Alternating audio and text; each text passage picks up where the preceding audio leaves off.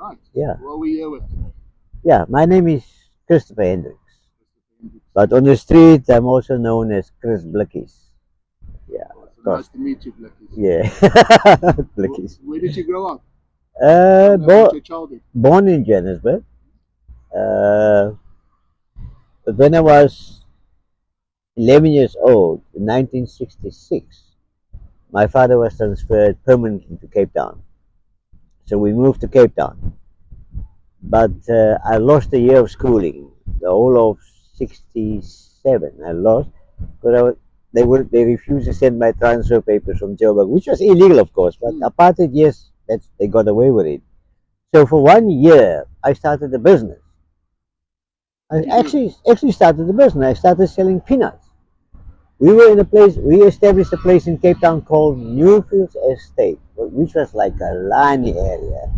But when we got there, there was like what, 9 houses, no streets, no streets, only bush.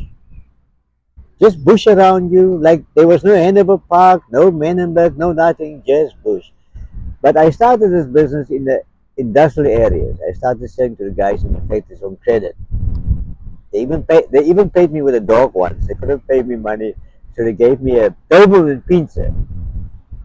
But for that whole year, I actually recruited youngsters and I put them on different buses to sell peanuts. But that money all went to my mom. So okay, so fine. 68 went back. Bridgetown High. I must say I did quite well at school. Quite well. I'm also a long distance athlete. That's why you see me built like this. I'm 70 years old, no stomach, nothing. Very funny. I did 800 meters in 1.5. Uh, my my PT teacher was Herschel Gibbs. Not Herschel Gibbs, Herman Gibbs, the father of Herschel Gibbs, the cricketer. He was our physical trainer teacher at Bridgetown. Okay, from there, matriculated in 72. January of 73, I told my mother, I'm going to Joburg on a Monday morning. She laughs at me. She said, with what money you going? I had 25 cents in my pocket. I said, I'm going to Joburg. She think I'm joking. The next thing I'm on a highway, Kraaifontein, hitchhiking, comes the Stafford Van Lines truck and say, hey, I say, I'm going to jail. I'm lying. I say, I'm going to Wits University. Black guys pick me up in the truck, get to Linesburg. That time it was strictly enforced. You only travel for 200 meters and you must rest. They say, hey, aren't you coming in to buy something to eat? I said, no, I'm fine. Don't worry. Ah, they saw I had no money. They knew it was a bullshit story. So they actually went and bought me food. The very next day I was in Joburg. And I went to my birthplace, Noordgesig, to my uncle's place, and they phoned my mother and say, hey, your son is here in Johannesburg. She said, but good Lord, he left here yesterday morning. Those days you could still do it. You could hike freely. Okay, so from there, I had numerous jobs. I had a job at Atlas Aircraft Corporation. Then I went to what they call Hyperama those days. Okay, Hyperama. Got married. Had two beautiful daughters. And then, of course, from there, I did all the Hyperamas. I became Tell me a bit more about that, your family and your kids. my kids are look. My kids at this present moment are well off. They're living in Strand, Somerset West, and Gordons Bay. The ex-wife is also there somewhere. No, no, no, no. Look, I'm just very, very independent. I do not beg. I don't ask anybody for nothing. I do my things I my see. way. That's probably why you called Blikkies. I see you Yeah, collecting your I'm a, cans. yeah, I'm a maverick. I don't believe in convention, doing things the conventional way. You tell me that's impossible, I'll tell you, I will do it. Like that. And that is how I survive. I mean, hell, 70 years old on the street. And you still look good. Well, let's put it this way: you don't have to look like you live on the street. You And understand? You don't being have to. 70, how long have you been on the street? 20 years. 20 years. 20 years. Not on the street, like I say, not physically on the street. Sometimes I was living with some people. Sometimes a little spell in the shelter and stuff like that. But most of the time, street. I know we've had a bit of a conversation about it, but can you tell the viewers about a bit more about the shelters that you've stayed, the shelters you've experienced, and the things they do and the things you've Well, look, seen? And look. I'm just gonna say it as it is. They are absolutely and totally corrupt. There isn't one place, one institution that's different. And you can go and ask anybody on the street, any person who's ever been there, any person who knows about these places will tell you. And the authorities, they do just not do anything about it. Hey, I had some guys, I think they were very clever. They're going to take on the city, they're going to take on the shelters. Where are they now? Still back on the street. You get my point. You just don't win. I mean, I once had an interview with a Cape Times journalist, and this never came into the paper. You're stating facts. I'm stating, as I'm sitting here, I'm stating facts. so they wrote your I story, but they not don't put the they facts in there. they never put the facts.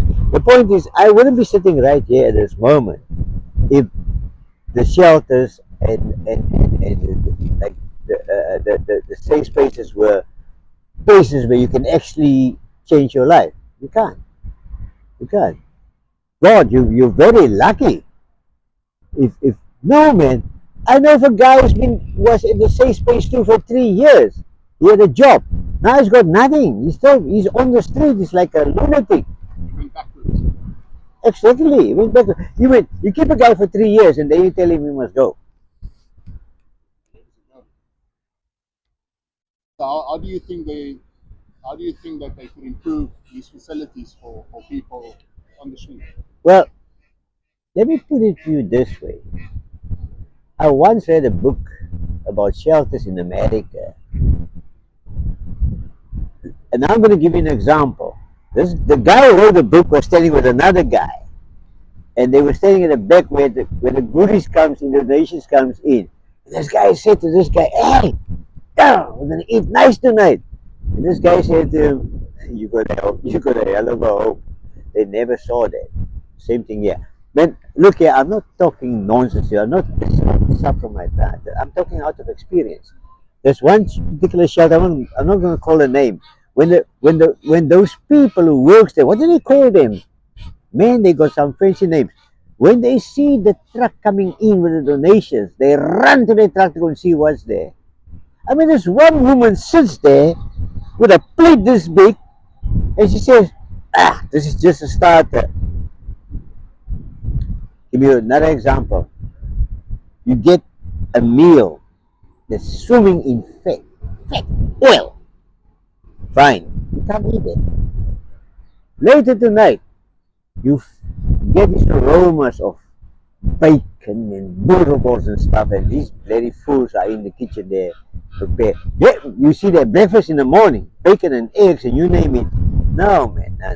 What are they feeding No, man. the street people with breakfast, lunch, supper? What are they getting? What is You their you gotta menu go card? see this food to appreciate what I'm talking about. Can you I, maybe I just told you now, food that's swimming in fat. And when you see what they get, these big humps of fat that this guy, no man, it's terrible. But when you see the donations that people like Spa and Pick and Pay and Will, especially Woolworths gives, and the people you just don't see that. I mean, you can walk away here now and ask anybody else about the shelters. They're going to have exactly the same sentiment. The same sentiment. Really, really. so you don't think the shelters can be fixed? Man, put it this way, it's going to take very special type of people to come in and take over places like that. Really, really. But at the moment, do me a favor.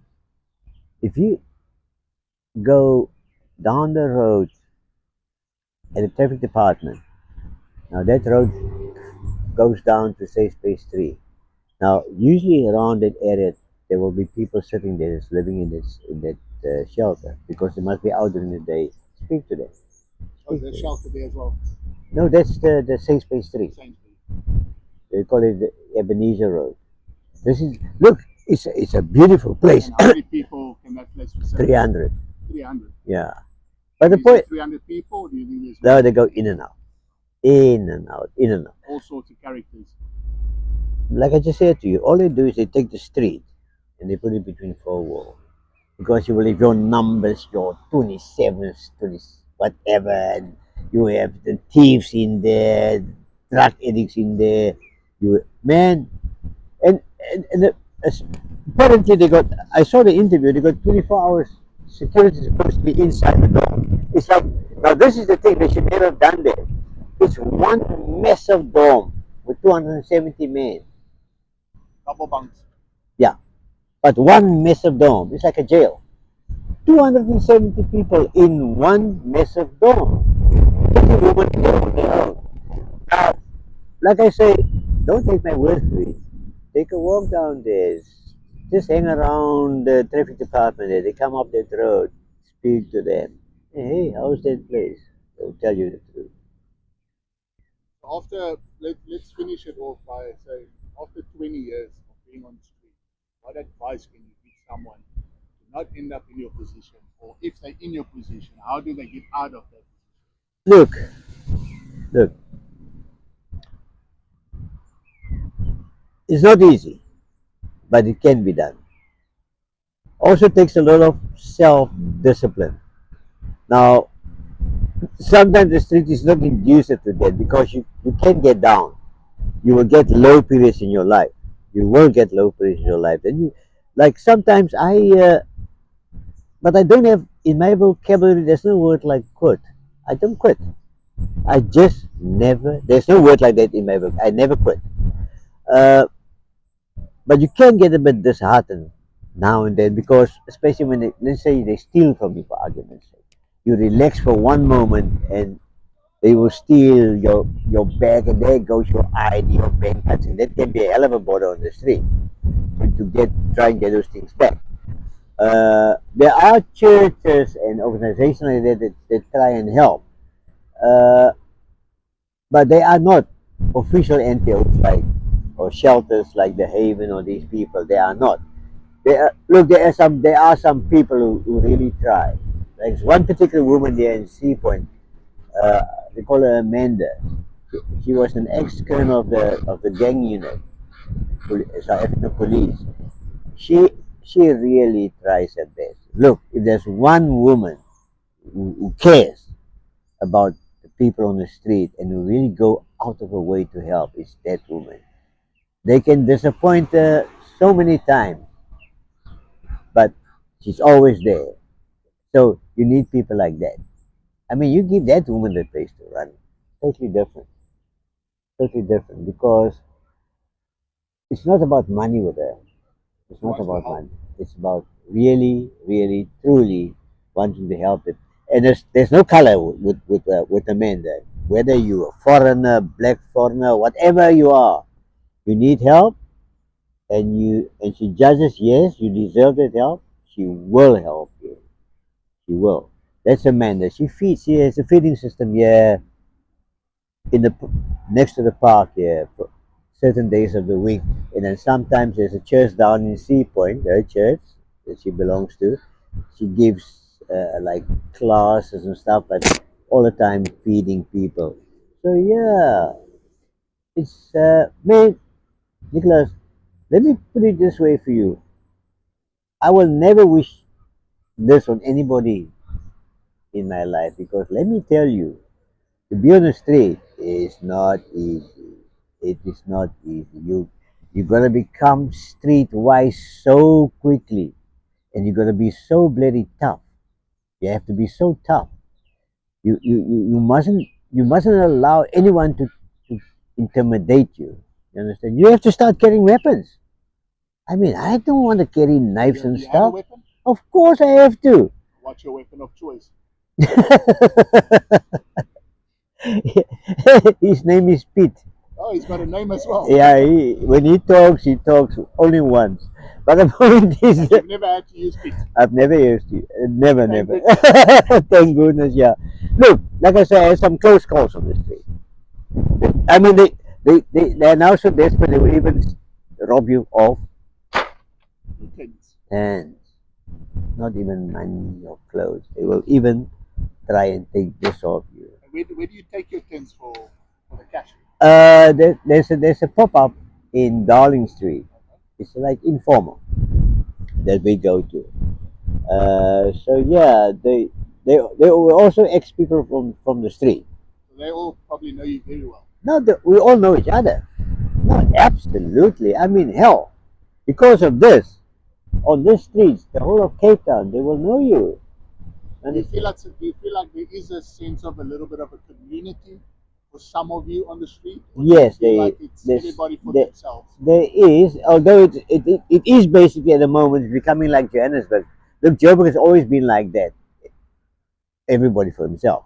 Here in Cape Town, there is a bit of community. Yes, people will like stick together. But in a sense, with collecting tins, yes, because we always pass each other. Hi, how are you doing? We always pass each other in the street, and we get to know each other, even if not by name but by sight. You will know. You know the face. Yes, yes, yes. Yeah.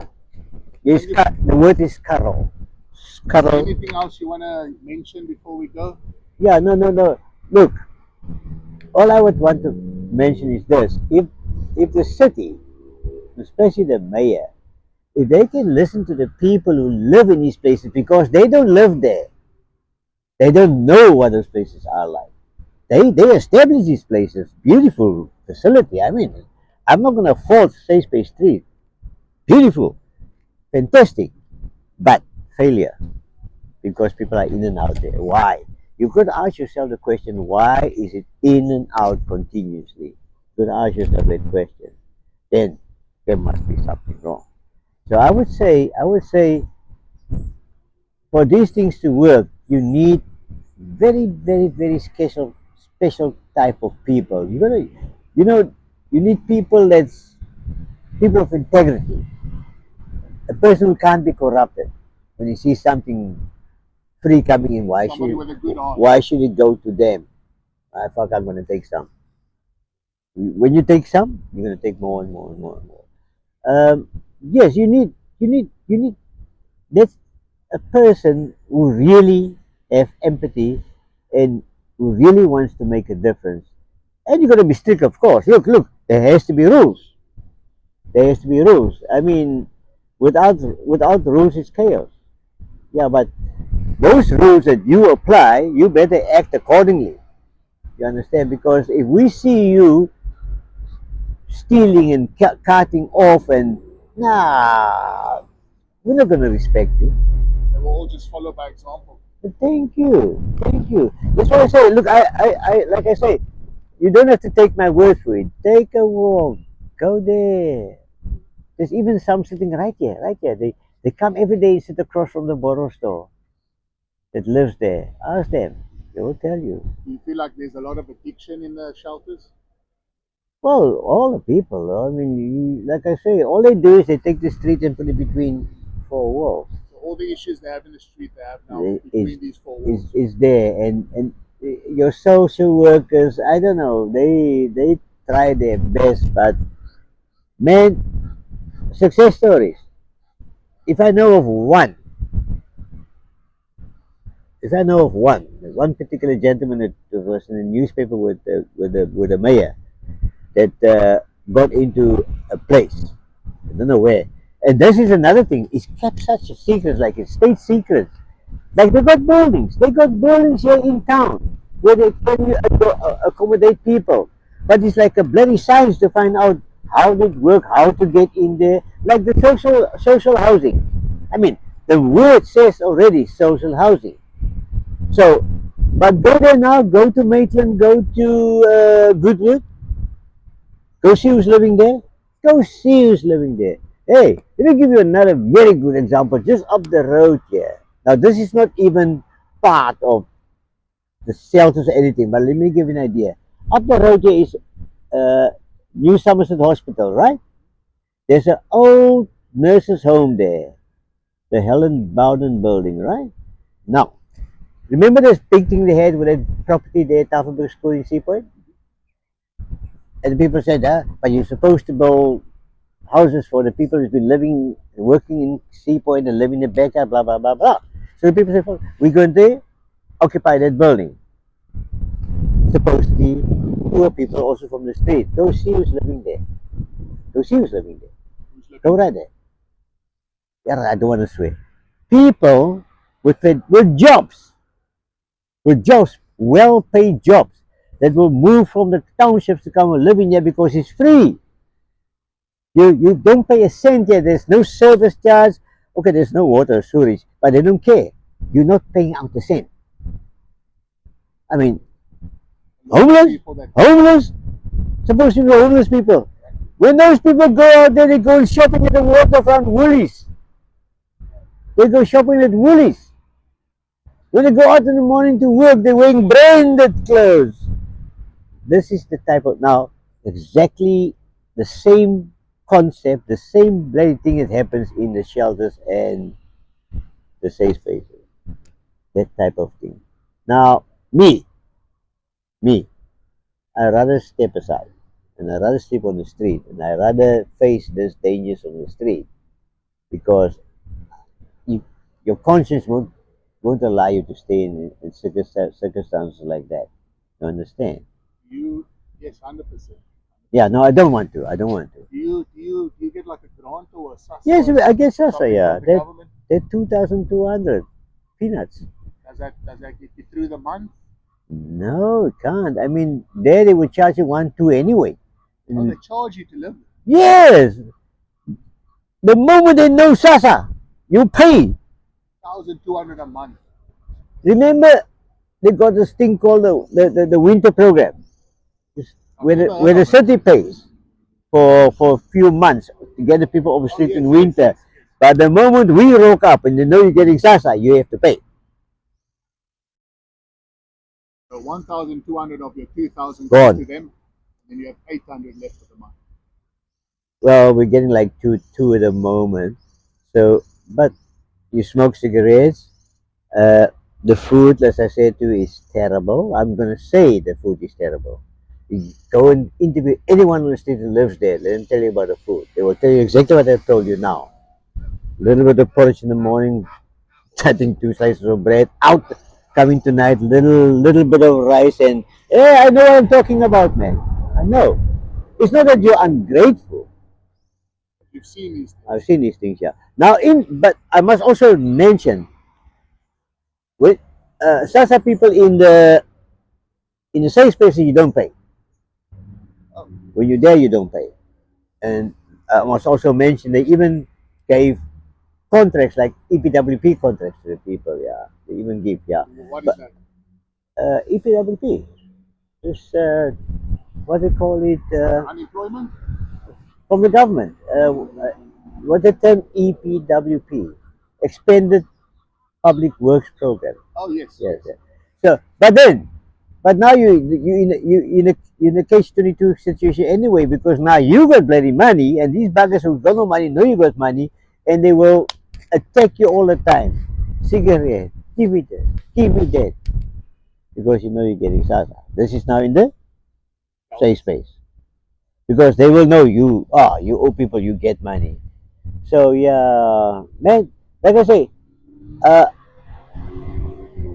I would rather stay on the street and face the dangers. Although I will never wish it on anyone to land up on the street. But if you can adapt, they say adapt or die. If you can become streetwise, and you're gonna be tough. I'm telling you, you're gonna be tough. You're almost fighting every day. Just to protect yourself from Yeah, what you you gotta have, your keep belongings. keep people at bay. Yeah, you gotta keep them at bay every bloody day. So you gotta be tough. Gonna be tough. You're gonna be not fatalistic. I believe in this. Hey, if I'm gonna die, I'm gonna die. But if it's not my time, it's not my time. You believe in a higher power? Very difficult. Although sometimes you get swayed a little bit, not by people, but things that happen on your way. Circumstances. Things that happen on your way with things. Yeah, there's some miracles on the street. Let me tell you, there's some miracles on the street. You see a lot of good and miracles. Oh, man, I've seen a hell of a lot of good, but I can't. It's very tough to sway me to go that way and to say I truly believe in God. Because, hey, I'm going to say it now, I'm going to say it, and I won't retract these words. If there was a God, why allow all this misery in the world? I can't Don't, see. don't you think I with can't see the logic. don't you think with all bad there's good? Don't you Well, think with all negativity there's positive?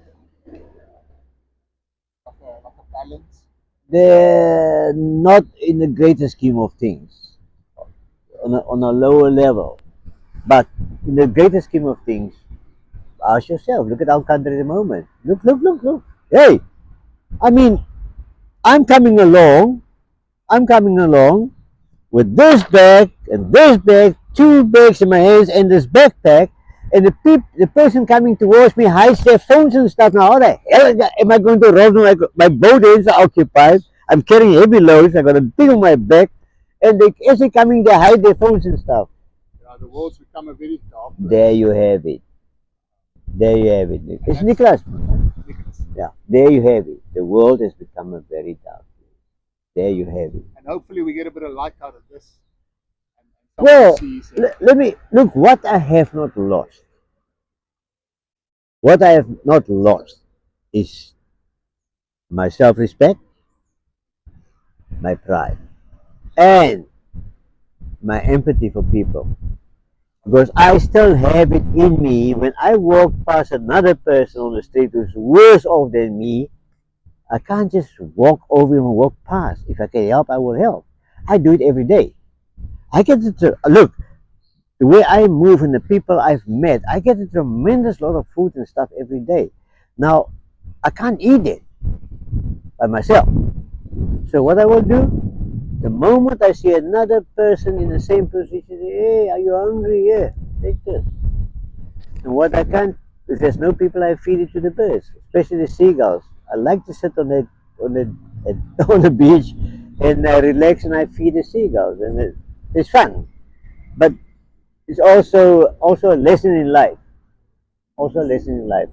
I mean, as I say, I'm not very religious, but there's a passage in the Bible that says, "You lazy fool, look at the birds. They don't work, but they eat every day." So, but what if what it actually means is, don't worry about tomorrow. There will be something. Now, those birds can't open. When I'm on those parking lots on the beach there, when I when I'm looking for things in those bins and I find food, I feed the birds. And then people say, "Well, why do you do that?" I say, "Because they can't open the bin and will get it themselves." And then, of course, I don't need for money, but some people take photos and stuff and say, "Hey, man, yeah, go buy." But I said, "But I'm not looking for food. I'm looking for food. Food just comes by itself." it's still what you said earlier. You are very independent. Absolutely. You carry yourself well. And Feel, determined. I feel like you do respect yourself a lot. You have a lot of pride. I And you do, take pride in what you do. and I respect people. And you I carry yourself well as well. I would hope so, and I respect people, whether it's the lowest form that people like to say prostitutes is a whore and all that. Hey, I respect that person. Look, my mother taught us this: you will respect each and every person, irrespective of religion, cult, whatever, until they prove you wrong, and then you withdraw. Then you don't go there. Blikkies, pleasure. Yeah, Blikkies.